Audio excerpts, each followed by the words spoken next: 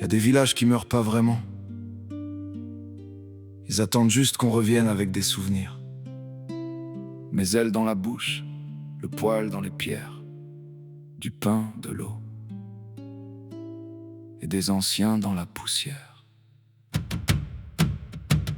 À mes ailes, y avait cette boulangerie bizarre, des étagères pleines de poussière, presque un décor de hasard. Quand tu poussais la porte, tu te demandais franchement: c'est quoi cet endroit? Est-ce qu'on vend encore du pain dedans? Mais derrière les vieux rayons, les silences et les traces, y avait des miracles dorés qu'on appelait des fougasses. Pas des trucs de vitrine, pas du joli sans saveur, non. La vraie fougasse qui te rallume le cœur. Elle avait le goût du soleil, de la pierre et du four, le goût d'un vieux village qui n'a pas tout dit un jour. La boutique avait la poussière, mais la fougasse avait l'âme. Tu croquais dans mes ailes et le temps changeait de date. Et puis ce pain d'ancien monde, presque impossible à tuer, tu pouvais le garder longtemps, il continuait d'exister. Pas forcément frais, non, mais toujours là quand même, comme les vieux souvenirs qu'on garde au fond des veines.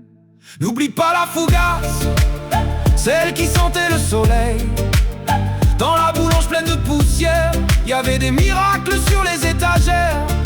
Au poil, l'eau dormait sous une tuile, bloquée dans le silence ancien.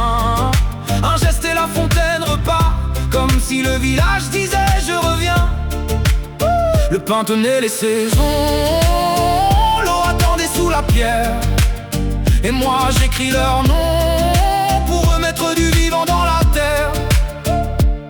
Au poil là-haut, les pierres parlent bas. Elles gardent les pas des bergers que je n'ai pas vus ici-bas. Des maisons sans toit, des murs ouverts au froid, des bouts de famille coincés entre l'oubli et la loi. On dit qu'un ancien rénové la première maison, qu'il racontait le village avec des braises dans le thon et dans les travaux. En cherchant sous les pierres, ils ont trouvé le secret qui retenait la rivière. Une tuile plantée debout verticale, presque volontaire, comme un morceau de toiture devenu gardien de misère. Elle barrait le passage, elle bouchait l'eau du village, un simple bout de terre cuite contre des années d'orage. Ils l'ont retiré doucement, sans discours, sans fanfare, et la fontaine s'est remise à couler comme un départ à flot. Comme si la montagne avait gardé la voix, comme si le poil disait: je n'étais pas mort, j'étais là. N'oublie pas la fougasse, celle qui sentait le soleil. Dans la boulange pleine de poussière, y avait des miracles sur les étagères. Au poil, l'eau dormait sous une tuile, bloquée dans le silence ancien. Un geste et la fontaine repart, comme si le village disait: je reviens. Le pain tenait les saisons, l'eau attendait sous la pierre. Et moi j'écris leur nom pour remettre du vivant dans la terre.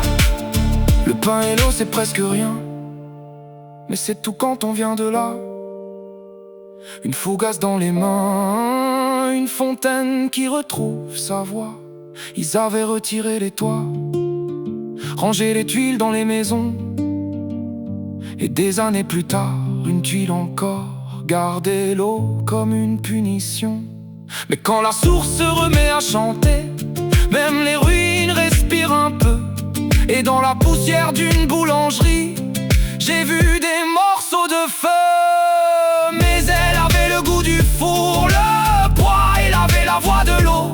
Une fougasse pour nourrir la mémoire, une fontaine pour laver les mots.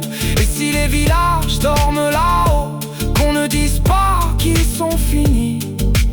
Tant qu'un descendant s'en souvient, il reste du feu sous la poussière.